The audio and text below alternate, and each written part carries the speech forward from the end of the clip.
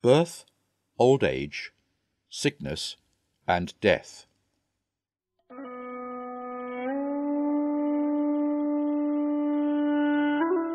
In Buddhism, suffering is divided into three categories, from the gross to the subtle.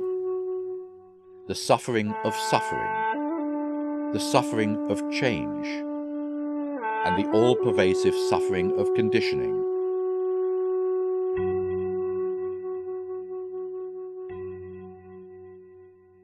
The suffering of suffering refers to that which is explicitly unpleasant and undesirable, such as physical pain, mental agony, sickness, fear, separation, and death.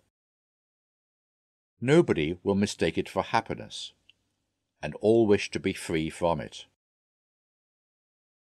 The suffering of change refers to experiences and things that are usually regarded as bringing happiness, but that over time lead to suffering. This is because these experiences, or things, are ultimately suffering by nature. For instance, eating is necessary for us to live, and good food pleases us. But many health problems are caused by what we eat. If food by nature is happiness, then the more we eat, the happier we become. However, our level of sensory pleasure does not necessarily increase with higher food consumption. Overeating makes us feel uncomfortable or even sick. Evidently, the pleasure of eating carries elements of suffering. Likewise, other unhealthy activities, such as excessive TV watching, or late-night partying, or drinking, are thought to bring pleasure, but actually cause potential health problems. In fact, everything that appears to represent life's happiness carries the seed of future suffering. But it is difficult to see this without careful examination. Meeting with friends is fun, until everyone inevitably departs. An intimate relationship, however sweet and romantic, comes with arguments, doubts, and frustrations, not to mention potential separation. Youth and beauty gradually yield to the passing of time, and the ugliness of aging eventually surfaces. Parenthood is joyful, but the responsibility to raise a little, fragile life is tedious and tiresome. Career promotion gives one a sense of achievement, but pressure and anxiety are its price. And to be fabulously rich entails the burden of preserving and distributing wealth. Relative to the previous two, the third type of suffering, the all-pervasive suffering of conditioning, is much subtler and more profound. It refers to the basic state of helplessness and imperfection pervading all forms of life in cyclic existence. Our various existences are propelled by karmic forces and consequently entail endless afflictions, and our afflictive minds drive us to be reborn again and again in the ocean of suffering, unable to control our destiny.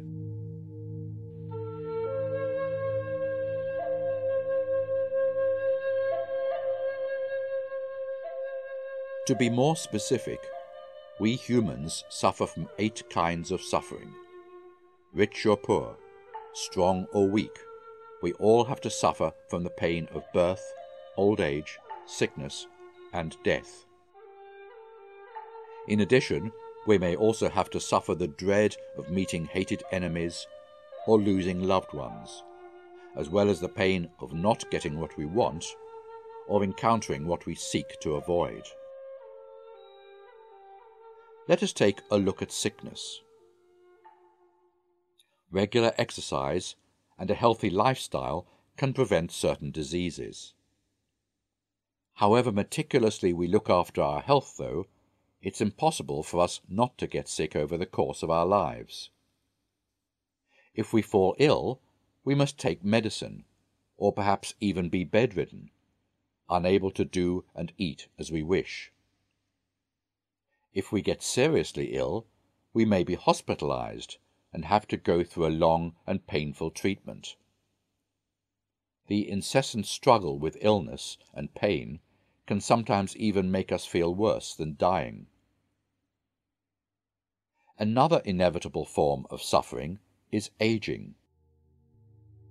If we are fortunate enough not to have died at a young age, we will eventually meet the uncomfortable realities of aging, such as thin hair, deep wrinkles, false teeth, and weak eyesight. Our memory fades, and gradually we cannot recognize people around us. These can drive people away at the time we need them most, and loneliness becomes our only companion. Death will ultimately separate us from our loved ones, as well as those things dear to us. Yet we would rather welcome its early arrival as it were a lasting relief from the unbearable agony of solitude. Such talk about the pervasiveness of suffering may appear pessimistic, but this is not my intention at all. If we only perceive suffering as negative, we will certainly try to elude it. Or we may regard it as a sign of failure that can easily be avoided with competence and tactics. If this is our general outlook, we will undoubtedly feel frustrated and anxious when encountering difficulties and setbacks. We may regard ourselves as the most unfortunate yet innocent people in the world. Why always me? Why do I have to suffer so much? We may also look for others to blame. It's all because of him. If he had not done that, I would not be in trouble. Doing so perhaps helps relieve our anxiety and fear temporarily, but our problem remains unsolved. Sometimes evasion may make us more anxious and fearful. Without tolerance and patience for suffering, we become vulnerable in difficult circumstances. Life in turn becomes bleaker than it should be.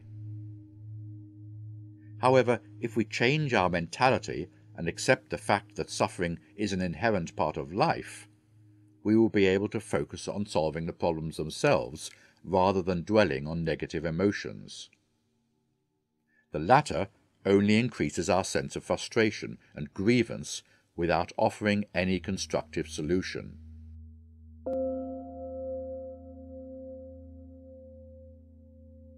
In order to minimize or eliminate suffering, our seeing of its pervasiveness must be followed by further insight into it. It's like dealing with disease. Once we have adequate medical knowledge, we can adjust our habits and lifestyle to prevent it, or to at least minimize its consequences. Otherwise, we might be caught unprepared, not knowing how to react, or even losing hope. Actually, it's possible for us to be calm and graceful when facing disease and other kinds of suffering. In some cases, our familiarity with suffering helps us deal directly with its causes and guard against it. In other cases, we are unable to influence the consequences once the causes and conditions have come together, leaving no room for remedy. If so, it would be wise to prepare ourselves for the inevitable pain, as this enables us to be less susceptible to unnecessary emotional agonies like fear and anxiety, in addition to what we already have to endure.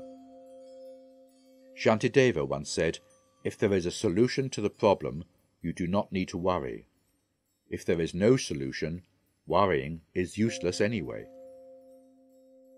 We can try to apply this teaching to illness. Medical research shows that positive attitudes are beneficial for recovery, whereas negative emotions like anger are harmful. Suffering is ubiquitous, and life can never be perfect. If we understand this deeply, we can begin to relax. No longer will we try to escape, blame, or even reverse our circumstances when troubles occur.